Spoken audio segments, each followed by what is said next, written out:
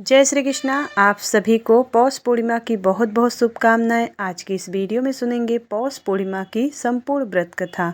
तो वीडियो को पूरा जरूर देखिएगा। वीडियो अच्छी लगे तो वीडियो को एक लाइक जरूर करिएगा और चैनल पर पहली बार आए हैं तो सब्सक्राइब तो कर ही लीजिएगा। पौष पूर्णिमा व्रत की कथा। द्वापर युग में एक समय की बात है, यशोदा जी ने श्री कृष्ण जी से कहा कि हे श्री कृष्ण, तुम सारे संसार के उत्पन्न करता, पोषक तथा उसके संहार करता हो। आज कोई ऐसा व्रत मुझसे कहो जिनके करने मृत्युलोक में स्त्रियों को विधवा होने का भय न रहे तथा यह व्रत सभी मनुष्यों की मनोकामनाएं पूर्ण करने वाला हो। श्री कृष्ण कहने लगे, हे माता, तुमने अति सुंदर प्रश्न किया है। मैं तुमसे ऐसे ही व्रत के सविस्तार कहता हूँ। सौभाग्य की प्राप्ति के लिए स्त्रियों को 32 पूर्णमासियों का व्रत करना चाहिए। इस व्रत के करने से स्त्रियों को सौभाग्य संपत्ति मिलती है। यह व्रत अचल सौभाग्य देने वाला एवं भगवान शिव के प्रति मनुष्य मात्र की भक्ति को बढ़ाने वाला है। यशोदा जी कहने लगी कि हे कृष्ण, सर्वप्रथम इस व्रत को मृत्युलोक में किसने किया था, इसके विषय में विस्तार पूर्वक मुझसे कहो। श्री कृष्ण जी कहने लगे कि इस भूमंडल पर एक अत्यंत प्रसिद्ध राजा चंद्रहास से पालित अनेक प्रकार के रत्नों से परिपूर्ण कातिका नाम की एक नगरी में रहता था। वहाँ पर धनेश्वर नाम का एक ब्राह्मण था और उसकी स्त्री अति सुशील रूपवती थी। दोनों ही उस नगरी में बड़े प्रेम के साथ रहते थे। घर में धन धान्य आदि की कोई कमी नहीं थी। उनको एक ही बड़ा दुख था, जिसके कोई संतान नहीं थी। इस दुख से वह अत्यंत दुखी रहते थे। एक समय एक बड़ा तपस्वी योगी उस नगरी में आया। वह योगी उस ब्राह्मण के घर को छोड़कर अन्य सभी घरों में भिक्षा लेकर भोजन किया करता था। रूपवती से यह भिक्षा नहीं लिया करता था। उस योगी ने एक दिन रूपवती से भिक्षा न लेकर किसी अन्य घर से भिक्षा लेकर गंगा किनारे जाकर भिक्षा अन्न को प्रेम पूर्वक खा रहा था। धनेश्वर ने योगी का यह सब कार्य किसी प्रकार से देख लिया। अपनी भिक्षा के अनादर से दुखी होकर धनेश्वर योगी से बोला कि महात्मन, आप सब घरों से भिक्षा लेते हैं परंतु मेरे घर की भिक्षा कभी नहीं लेते, इसका क्या कारण है।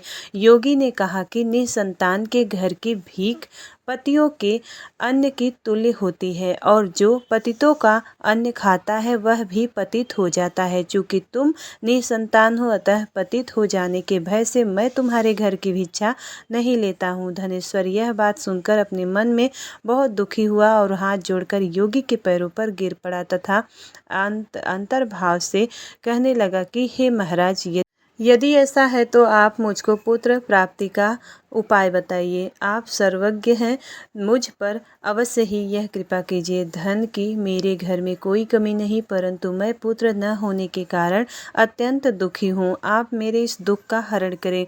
आप सामर्थ्यवान हैं। यह सुनकर योगी कहने लगे कि हे ब्राह्मण, तुम चंडी की आराधना करो। घर से आकर उसने अपनी स्त्री से सब वृतांत कहा और स्वयं तप के निमित्त वन में चला गया। वन में जाकर उसने चंडी की उपासना की और उपवास किया। चंडी ने 16वें दिन उसको स्वप्न में दर्शन दिया और कहा कि हे धनेश्वर, जो तेरे पुत्र होगा जाओ, परंतु वह 16 वर्ष की आयु में ही मृत्यु को प्राप्त हो जाएगा। यदि तुम दोनों स्त्री पुरुष 32 पूर्णमासी का व्रत विधि पूर्वक करोगे तो वह दीर्घायु होगा। जितनी तुम्हारी सामर्थ्य हो आटे के दिए बनाकर शिव जी का पूजन करना, परंतु पूर्णमासी 32 का ही होना चाहिए। प्रातःकाल होने पर इस स्थान के समीप ही तुम्हें एक आम का वृक्ष दिखाई देगा। उस पर तुम चढ़कर एक फल तोड़कर शीघ्र ही अपने घर ले जाना। अपनी स्त्री से यह सब वृतांत कहना। ऋतु स्नान के पश्चात वह स्वच्छ होकर श्री भगवान शंकर जी का ध्यान करते हुए उस फल को खा लेगी। तब शंकर भगवान की कृपा से उसको गर्भ हो जाएगा। जब वह ब्राह्मण प्रातःकाल उठा तो उसने उस स्थान के पास ही एक आम का वृक्ष देखा, जिस पर एक अत्यंत सुंदर आम का फल लगा हुआ था।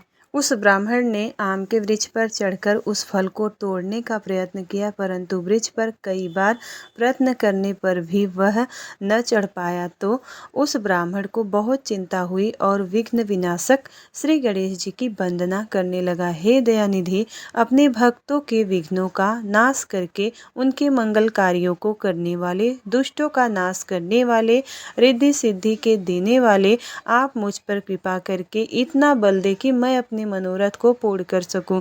इस प्रकार गणेश जी की प्रार्थना करने पर उनकी कृपा से धनेश्वर वृक्ष पर चढ़ गया और उसने एक अति सुंदर आम का फल देखा। उसने विचार किया, जो वरदान से फल मिला था वह यह है और कोई फल दिखाई नहीं देता। उस धनेश्वर ब्राह्मण ने जल्दी से उस फल को तोड़कर अपनी स्त्री को लाकर दिया और उसकी स्त्री ने अपने पति के कथनानुसार उस फल को खा लिया और वह गर्भवती हो गई। देवी जी की असीम कृपा से उसे एक अत्यंत सुंदर पुत्र उत्पन्न हुआ, जिसका नाम उन्होंने देवीदास रखा। माता का वह बालक बहुत ही सुंदर, सुशील और विद्या में पढ़ने में बहुत ही निपुण हो गया। दुर्गा जी की आज्ञा के अनुसार उसकी माता ने 32 पूर्णमासी का व्रत रखना प्रारंभ कर दिया, जिससे उसका पुत्र बड़ी आयु वाला हो जाए। 16वां वर्ष लगते ही देवीदास के माता पिता को बड़ी चिंता हो गई कि कहीं उनके पुत्र की इस वर्ष में मृत्यु ना हो जाए। इसलिए उन्होंने अपने मन में विचार किया कि यदि यह दुर्घटना उनके सामने हुई तो मैं कैसे सहन कर सकूंगा। परंतु उन्होंने देवीदास के मामा को बुलाया और कहा कि हमारी यह इच्छा है कि देवीदास 1 वर्ष तक काशी में जाकर विद्या अध्ययन करे और उसको अकेला भी नहीं छोड़ना चाहिए, इसलिए साथ में तुम चले जाओ और 1 वर्ष के पश्चात इसको वापस लौटा लाना।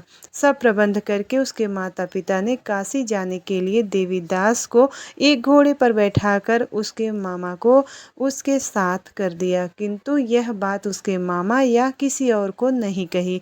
धनेश्वर के सपत्नीक अपने पुत्र की मंगल कामना तथा दीर्घायु के लिए भगवती दुर्गा की आराधना और पूर्णमासियों के व्रत करना आरंभ कर दिया। इस प्रकार बराबर 32 पूर्णमासी का व्रत पूरा किया। मामा भांजे कुछ समय के पश्चात एक ही दिन वह दोनों मामा भांजे मार्ग में रात्रि बिताने के लिए एक ग्राम में ठहरे हुए थे। उस दिन उस गांव में एक ब्राह्मण की अत्यंत सुंदरी, सुशीला, विदुषी और गुणवती कन्या का विवाह होने वाला था। जिस धर्मशाला के अंदर वर और उसकी बारात ठहरी हुई थी, उसी धर्मशाला में देवीदास और उसके मामा भी ठहरे हुए थे।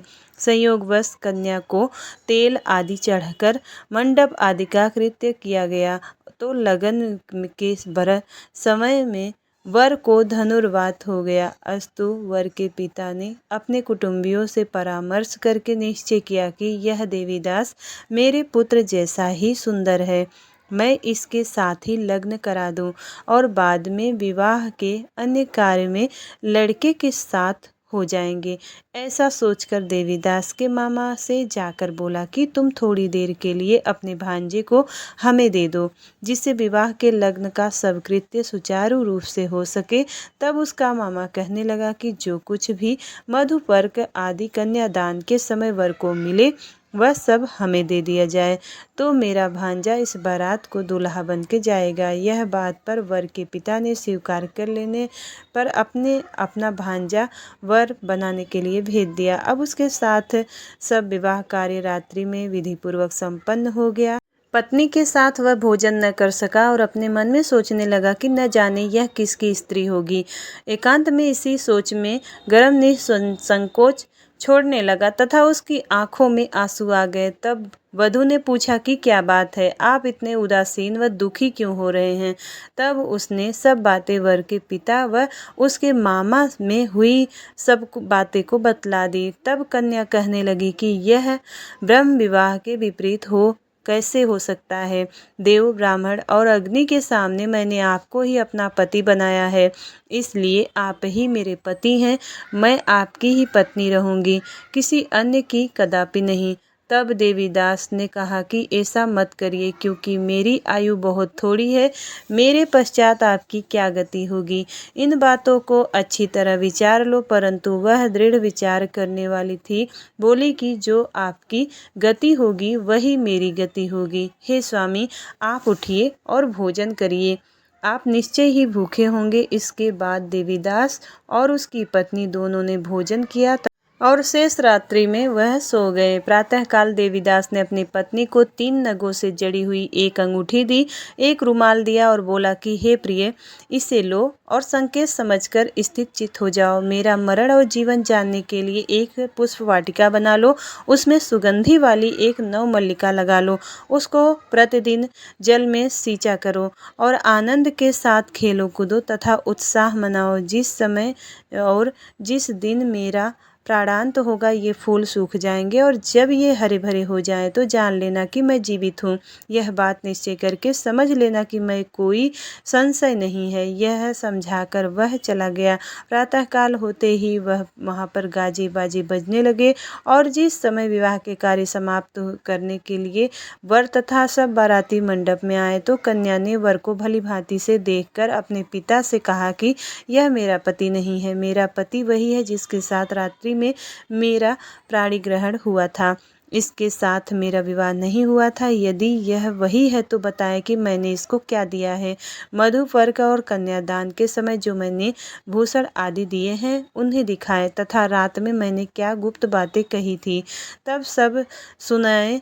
और पिता ने उसके कथनानुसार वर को बुलवाया और कन्या की यह सब बातें सुनकर वह कहने लगा कि मैं कुछ नहीं जानता। इसके पश्चात लज्जित होकर वह अपना मुंह लेकर चला गया और सारी बारात भी अपमानित होकर वहां से लौट गई। भगवान श्री कृष्ण बोले कि हे माता, इस प्रकार देवीदास विद्या अध्ययन के लिए चला गया। जब कुछ समय बीत गया तो काल से प्रेरित होकर वह एक सर्परात्रि को समय उसको डसने के लिए वहां पर आया। उस विषधर के प्रभाव से उसके शयन का स्थान चारों ओर से विष की ज्वाला से विषैला हो गया, परंतु व्रत के प्रभाव से उसको काट न पाया, क्योंकि पहले ही उसकी माता ने 32 पूर्णिमा का व्रत कर लिया था। इसके बाद मध्याह्न के समय स्वयं काल वहां पर आया और उसके शरीर से उसके प्राणों को निकालने का प्रयत्न करने लगा, जिससे वह मूर्छित होकर धरती पर गिर पड़ा। भगवान की कृपा से उसी समय पार्वती जी के साथ भगवान शंकर जी वहां पर आ गए और उसको मूर्छित दशा में देखकर पार्वती जी ने भगवान शंकर से प्रार्थना की कि हे महाराज, इस बालक की माता ने पहले ही 32 पूर्णिमा का व्रत कर लिया था। इसके प्रभाव से हे भगवान, आप इसको प्राण दान दें। भवानी के कहने पर भक्त वत्सल भगवान श्री शिव ने उसको प्राण दान दे दिया। इस व्रत के प्रभाव से काल को भी पीछे हटना पड़ा और देवीदास स्वस्थ होकर बैठ गया। उधर उसकी स्त्री उसके काल की प्रतीक्षा किया करती थी। जब उसने देखा कि उस पुष्प वाटिका में पत्र पुष्प कुछ भी नहीं रहे तो उसको अत्यंत आश्चर्य हुआ और जब वह वैसे ही हरी भरी हो गई तो वह जान गई कि वह जीवित हो गए हैं। यह देखकर बहुत प्रसन्न हुए और अपने पिता से कहने लगी कि पिताजी, मेरे पति जीवित हैं, आप उनको ढूंढिए। जब 16वां वर्ष व्यतीत हो गया तो देवीदास ने अपने मामा के साथ काशी से चल दिया। इधर उसे ससुर उसको ढूंढने के लिए अपने घर से जाने वाले ही थे कि वह दोनों मामा भांजा वहां पर आ गए और उनको देखकर उसका ससुर बड़ी प्रसन्नता के साथ अपने घर में ले आया। और उस समय नगर के निवासी भी वहां इकट्ठे हो गए और सबने निश्चय किया कि अवश्य ही इसी बालक के साथ इस कन्या का विवाह हुआ था। इस बालक को जब कन्या ने देखा तो पहचान लिया और कहा कि यह तो वही है जो संकेत करके गया था। सदुपरांत सभी कहने लगे कि भला हुआ जो यह आ गया और सब नगरवासियों ने आनंद मनाया। कुछ दिन बाद देवीदास अपनी पत्नी और मामा के साथ अपने ससुर के घर से बहुत सा उपहार आदि लेकर अपने घर के लिए प्रस्थान किया। जब वह अपने गांव के निकट आ गया तो कई लोगों ने उसको देखकर उसके माता पिता को पहले ही जाकर खबर दे दी, तुम्हारा पुत्र देवीदास अपनी पत्नी और मामा के साथ आ रहा है। ऐसा समाचार सुनकर पहले तो उन्हें विश्वास नहीं हुआ, किंतु जब और लोगों ने भी आकर इनकी बात का समर्थन किया तो उनको आश्चर्य हुआ। लेकिन थोड़ी देर में देवीदास ने आकर अपने माता पिता के चरणों में अपना सिर रखकर प्रणाम किया तथा उसकी पत्नी ने अपने सास ससुर के चरणों को स्पर्श किया तो माता पिता ने अपने पुत्र और पुत्रवधू को अपने हृदय से लगा लिया और दोनों की आंखों में प्रेम का अश्रु बह चले। अपने पुत्र और पुत्रवधू के आने की खुशी में धनेश्वर ने बड़ा भारी उत्सव किया और ब्राह्मणों को भी भोजन से दान दक्षिणा देकर प्रसन्न किया। श्री कृष्ण जी कहने लगे कि इस प्रकार धनेश्वर 32 पूर्णिमासी के व्रत के प्रभाव से पुत्रवान हो गया। जो भी स्त्रियां इस व्रत व्रत को करती हैं वे जन्म जन्मांतर में वैधव्य का दुख नहीं भोगती हैं और सदैव सौभाग्यवती रहती हैं। ऐसा मेरा वचन है, इसमें कोई संदेह नहीं है। और यह व्रत पुत्र पौत्र को देने वाला तथा संपूर्ण कामनाओं को पूर्ण करने वाला है। 32 पूर्णिमासाओं के व्रत करने से व्रती की इच्छाएं भगवान शिव जी की कृपा से पूर्ण हो जाती है। प्रेम से बोलिए भगवान शिव शंकर की जय, माता पार्वती की जय, भगवान विष्णु और माता लक्ष्मी की जय।